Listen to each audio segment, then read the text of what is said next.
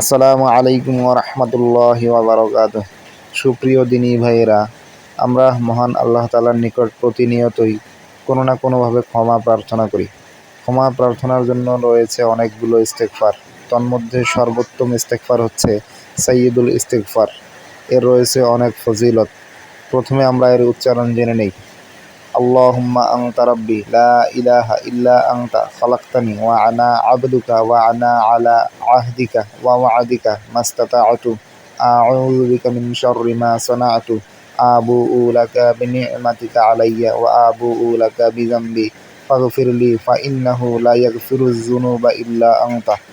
রাসূলুল্লাহ সাল্লাল্লাহু আলাইহি ওয়াসাল্লাম বলেছেন, যে ব্যক্তি প্রতিদিন সকালে ঘুম থেকে উঠে এই দোয়াটি পাঠ করবে, সেদিন সন্ধ্যার আগে যদি ওই ব্যক্তি মারা যায় তাহলে সে জান্নাতি হয়ে যাবে।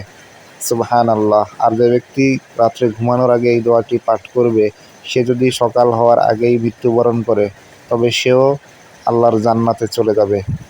তো ভাইয়েরা, আমরা এই আমলগুলো করার চেষ্টা করি এবং এরকম সুন্দর সুন্দর আপডেট এবং দোয়া দরুদ পেতে চ্যানেলটি লাইক, কমেন্ট এবং সাবস্ক্রাইব করি ইনশাআল্লাহ। আপনাদের পাশে থাকার সহযোগিতায় আমাদেরকে সামনে এগিয়ে নিয়ে যেতে সাহায্য করবে। এই বলে শেষ করছি। আসসালামু আলাইকুম ওয়া রাহমাতুল্লাহি ওয়া বারাকাতুহু।